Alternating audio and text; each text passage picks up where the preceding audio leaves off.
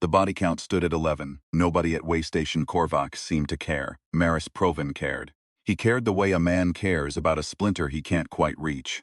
Obsessively, irrationally, at 3 in the morning when the recycled air tasted like copper and the rest of the station slept. He sat in the records annex with a cold cup of synthetic coffee and read the incident files for the 4th time that week, running his thumb along the burn pattern photographs until the edges went soft and the shapes blurred into something he almost recognized. 11 dead. 2 habitat rings gutted by thermite charges.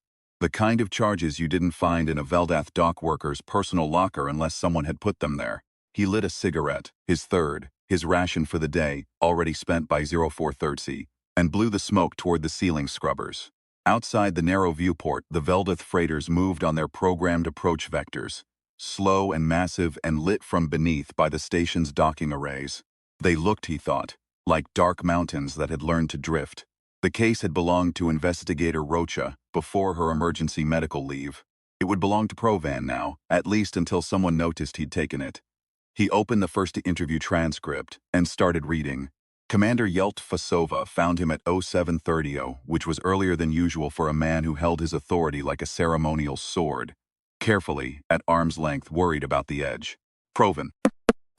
She said his name the way a parent says it to a child caught doing something technically permissible but fundamentally disappointing. Why does my system show you accessing Rocha's case files? Because I'm reading them. He did not look up. Ring 7 and Ring 9 are now crime scenes. Someone has to manage the investigation while Roach is in recovery. You're a Tier 3 investigator. This is a diplomatic incident.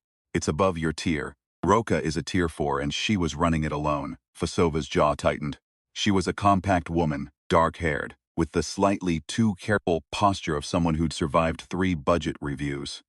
The provisional findings suggest this was an internal matter. A Veldath dissident faction targeting our integration facilities to destabilize the trade accords. The provisional findings are from a 40-minute survey conducted by Ensign Miku, who has been a qualified crime scene officer for 11 weeks. He finally looked up. The thermite residue in Ring 9 is Type D military grade. The Veldath don't manufacture Type D anything we do. A silence stretched between them, thin and uncomfortable. There will be a full inquiry through diplomatic channels, Fasova said carefully. This is not your case, Provan. Leave it. He left the room. He did not leave the case. Baal Seth was being held in a containment cell on sublevel 4, which was the polite administrative term for the level below the water recyclers, where the fluorescence flickered, and nobody high-ranking ever needed to go. Provan walked the long way, through the shift-change crowds and past the docking observation windows, where 3 Veldath workers in their pale membrane suits were running loading protocols on a cargo sled. He watched them for a moment. The way they moved, that tilted, deliberate economy of gesture, like everything cost something, had taken him a year to stop finding unsettling. Now he barely noticed. He descended alone. Baal Seth was not what Provan had expected, though he couldn't have said precisely what he'd expected. The Veldath came in several castes and the dock workers occupied the lowest, the Vel Sarath, identifiable by the pale banding across their secondary shoulder joints and the faintly luminescent tracheal ridges that pulsed when they breathed. Baal Keth was young, or what passed for young in a species that measured age in chemical cycles rather than years, and sat in the containment chair with the rigid stillness of something that had decided stillness was its only remaining dignity. The translation note on the table between them was military issue, 6 months out of calibration. Provan had brought a better one from his personal kit. "You don't remember me," he said, more to himself than to the alien. The tracheal ridges pulsed. The node rendered the response as dry, grammatically functional interstellar standard. "I do not have record of previous contact. We've never met. I just meant, you don't know who I am, and that makes this easier." He set his files on the table and opened the first page. "I'm not here to get a confession. I want you to understand that clearly before we start. I don't believe you set those charges." The Veldath went very still in the way that his species went still. Not the absence of movement, but the suspension of it, like a held breath. The node rendered something that might have been. "This statement is inconsistent with my current legal status. Your current legal status is a formality. You've been formally accused because you were working maintenance access in Ring 7 6 hours before the detonation, and because someone filed an anonymous complaint suggesting you had ties to the Veldath Progressive Collective." He paused. The Progressive Collective has been dormant for 3 years and has no active cells on this station. The maintenance log shows 12 other workers in Ring 7 during the same window. Only one of them is Veldath. He watched the tracheal ridges. They flickered in a pattern he'd learned, over 2 years on Korvac, to associate with something the xeno-behavior briefings called cortical distress. Humans would call it the expression of someone trying not to show relief. "You didn't do it," Provan said, "but someone wants it to look like you did. So I need you to tell me everything you remember about that maintenance shift. Who else was in the ring? What you heard? What smelled wrong?" He looked up from his files. "Your species has better olfactory resolution than ours. 40 times better, the briefing materials say. I want to know what you smelled." Selteth regarded him for a long time with those flat, multifaceted eyes that gave away nothing a human could read. Then the tracheal ridges settled into a different rhythm, slower, and the translation node said, "Why would you do this?" Provan picked up his coffee, found it cold, set it back down. "Because 11 people are dead, and the wrong answer is worse than no answer." He thought about saying something else and didn't. "Tell me what you smelled." He kept a notebook. Paper, which was eccentric on a space station and slightly absurd by any objective measure, but which Provan had decided was the right tool for this kind of work. Digital notes left timestamps and access logs. Paper just sat in your pocket. He wrote down what Beltseth had told him in the careful, nearly architectural handwriting he'd developed over 20 years of police work. The maintenance crew names, the anomalous chemical trace Beltseth had detected in the Ring 9 ventilation conduit 4 hours before the detonation, the sound of something being dragged that the alien had attributed to routine supply movement and now wasn't sure about. The chemical trace was the important part. Beltseth had described it as pyrosulfate compound with a secondary binding agent, not Veldath manufacture, not typical station maintenance chemical. Warm-smelling, like human food processing. Type D thermite used a pyrosulfate binding agent. It was manufactured in one facility in the Korvac sector. That facility supplied, among other customers, the station's internal security division. Provan sat in the records annex with his notebook open and his third cigarette burning between his fingers, and he let that sit for a while. Then he opened the security division's maintenance requisition logs for the last 60 days. The debt was real. That part of his life that Fasova hadn't mentioned but knew about.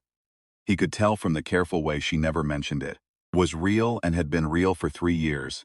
Since Mire Station and the tribunal and the way things ended there. He owed 40,000 credits to a lender, whose official business was import logistics, and whose actual business was filling the gaps that official financial institutions left when a man's security clearance put him in a gray zone too sensitive for civilian banks. He paid it monthly. He would be paying it until he was 57, assuming nothing went wrong. He thought about this sometimes at the observation window during the watch change. Watching the Veldath ships come in. He'd hum sometimes without meaning to. An old tune his daughter had liked. Something from a children's program she'd watched on loop the year before Mireille. Repetitive and slightly irritating, and now the most precious sound he could produce. He always stopped when he realized he was doing it. Then sometimes he'd start again. The maintenance logs showed a requisition for 2 units of Type D thermite compound, filed under a work order for atmospheric seal testing in Ring 9, authorized by one senior technician of Prida. Prida had been on medical leave during the 4-day window, when the thermite would have been drawn from stores. The work order had been backdated. Provan looked at this for a very long time. Then he took out his notebook and wrote, very carefully, "Someone used a dead work order and a medical absence to move military explosive into Ring 9. This is not a dissident attack.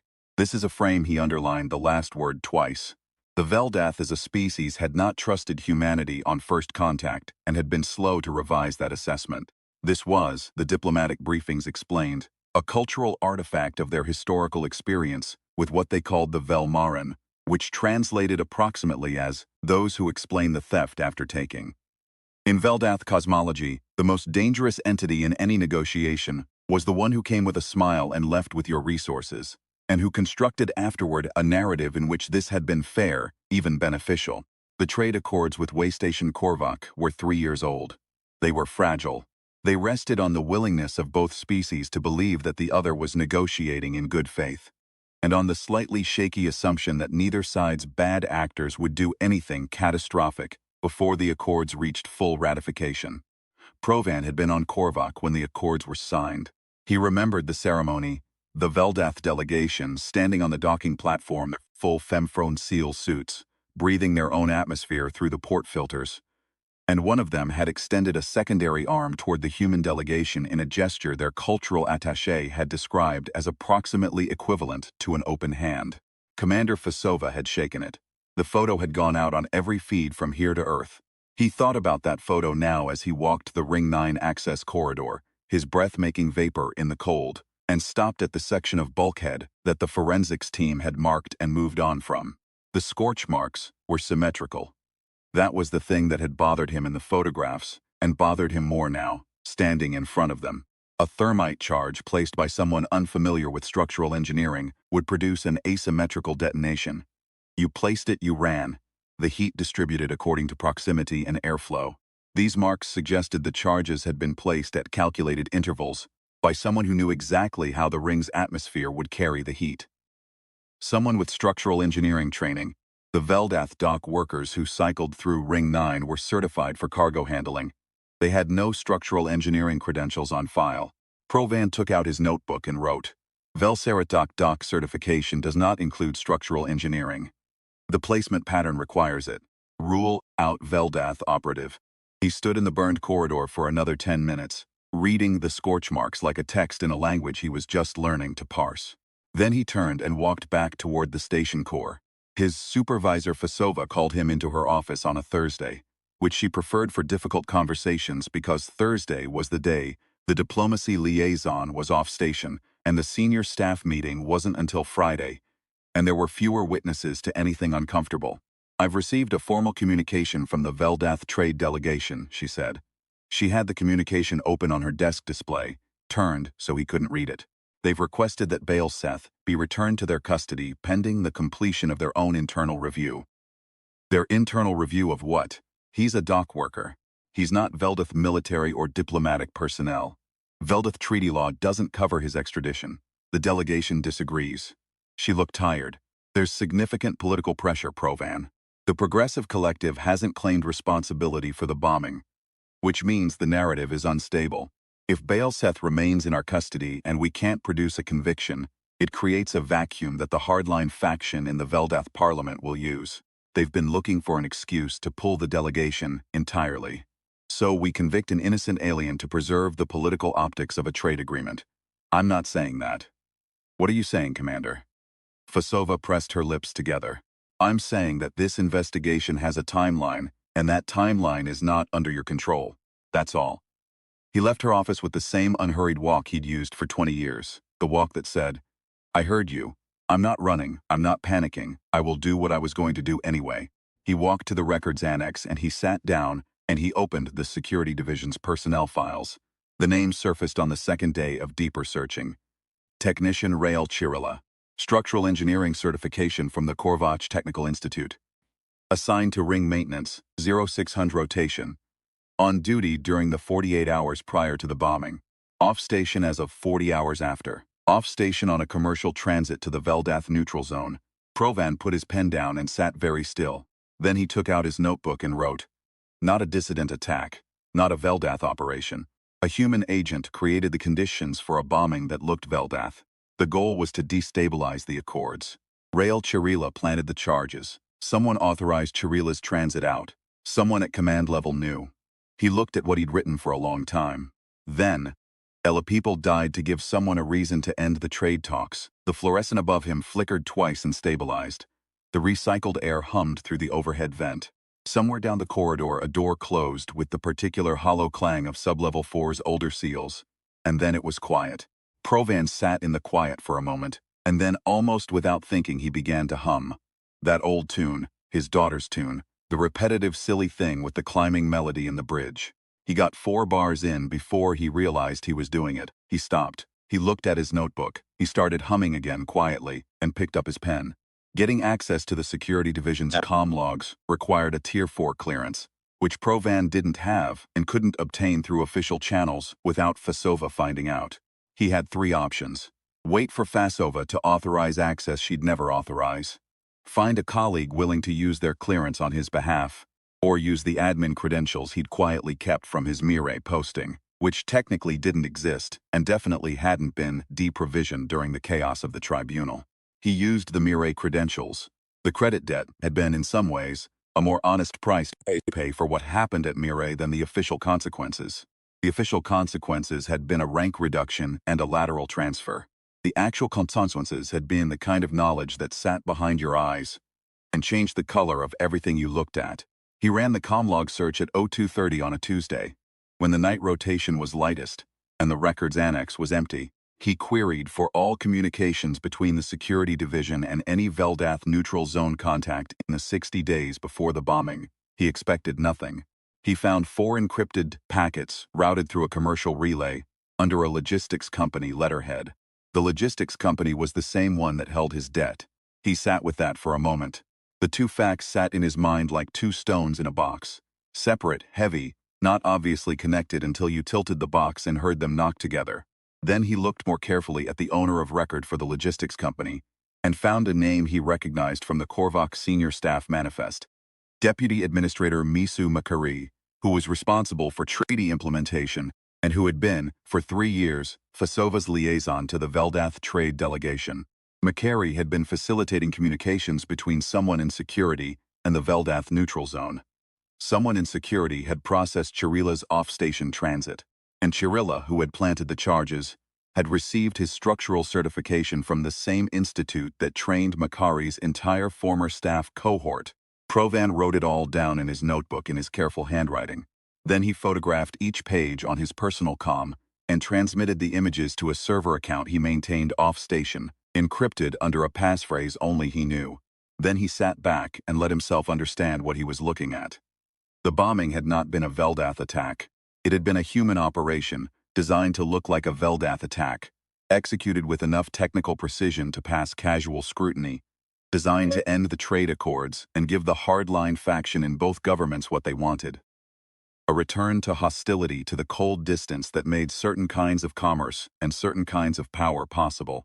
11 people had died as a prop in someone's political argument. Baal Seth, young, low-caste Veldath, working a maintenance shift at the wrong time, had been handed to the investigators as a gift, an obvious suspect. The kind of suspect a case could close around, and everyone could go home. Provan understood with complete clarity what he had to do and what it would cost him. He went to see Baal Seth one more time before he filed anything. The alien looked the same. That careful, expensive stillness, but the tracheal ridges were doing something Provan hadn't seen before. A rapid shallow flicker that he associated with the xeno-behavior descriptions of what happened when a Veldath's threat assessment elevated past a certain threshold. Constant fear expressed somatically. Baal Seth had been in that cell for 9 days. "I have evidence that exonerates you," Provan said. "I'm going to file it today." The translation node rendered the Veldath response as, "What will happen to you?" He looked at the alien for a moment. It wasn't a question. The Veldath didn't inflect questions the same way, but it landed like one. "I don't know," he said honestly. "You know." The tracheal ridges pulsed in that cortical distress pattern again. "Your kind of action produces specific consequences in your institutional structures. You have assessed them." Provan said nothing for a moment then. "Yes, I've assessed them. Why proceed?"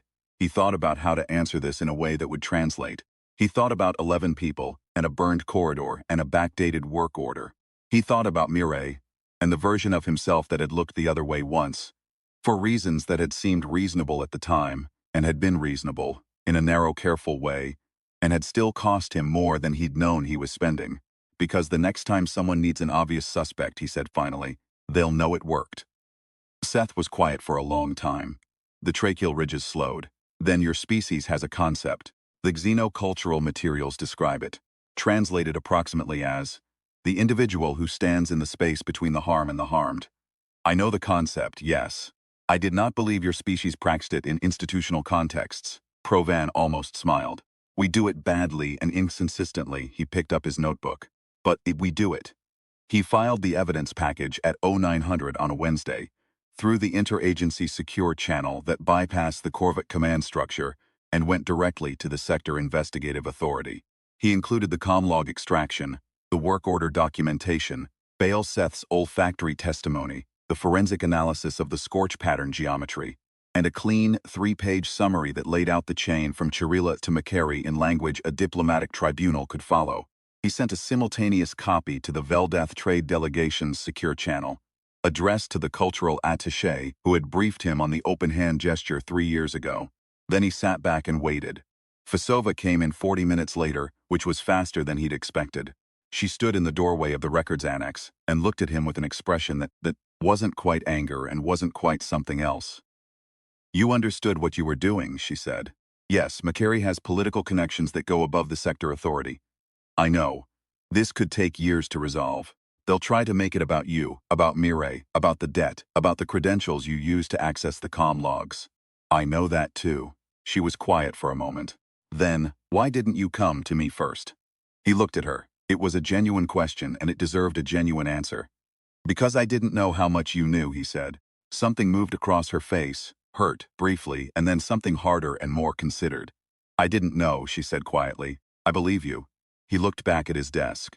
"That's why I'm telling you now." The Sector Investigative Authority moved on Makary within 72 hours. Chirila was located at a transit station in the neutral zone through cooperation with the Veldath Port Authority, cooperation that the trade delegation had, apparently, extended within 6 hours of receiving Provan's evidence package. He learned this secondhand, from the duty officer at 2200 on a Friday, while he was eating a protein meal in the records annex and not doing anything in particular. The duty officer, a young woman named Simona whose last name he hadn't learned, knocked on the open doorframe and said, "Investigator Provan. The Veldath delegation just transmitted a formal communication. They want you to know that Baal-Seth has been released and is in good health." She paused. They also transmitted something in Veldath that the translation system flagged as culturally significant. The attaché included a note that said, she checked her comm, that said you would know what it meant. What was the phrase? She read it carefully. Velmern Keth. Vel Provaneth. He was quiet for a moment. His Veldath was functional rather than fluent, but he knew those roots. Velmarin, those who explain the theft after taking. Vel Provan was not a real word, but its construction was clear. Those who explain the return after giving. He sat with that for a while. The fluorescent above him hummed its familiar frequency. Through the narrow viewport, the Veldath freighters moved on their slow vectors, massive and lit, those dark mountains that had learned to drift. He opened his notebook to a fresh page. He wrote case closed, suspect exonerated. The accords hold. Then he sat back and closed his eyes, and somewhere in the quiet of the records annex at 2210, on a Friday, with a cold meal in front of him, and the smell of recycled air and the distant deep vibration of the station's engines running through the floor, he began to hum. His daughter's tune, the climbing bridge, the silly repetitive thing. He let himself finish it this time. The official inquiry into Deputy Administrator Makary ran for 14 months. Provan gave testimony twice, submitted documentation 7 times, and received 2 formal notices from Makary's legal representation, suggesting that the methods by which he'd obtained the comlog data constituted unauthorized access and would be subject to counter-complaint. He responded to both notices with the same brief memo. He was aware of the concern, he stood behind his findings, and he was available for further testimony at the inquiry's convenience. The charges against Baal-Seth were formally dismissed by the Korvac adjudicative panel on a Tuesday morning. The dismissal notice was 3 sentences long and written in the particular airless prose of bureaucratic instruments everywhere. It did not apologize. It did not explain. It simply said that the charges had been found without evidentiary basis and were dismissed without prejudice. Provan read it twice, folded it, and put it in his notebook between 2 pages of case notes. He was at his desk when the translation note on the table chimed. An incoming message, routed through the Veldath delegation's channel, addressed to him personally. He opened it.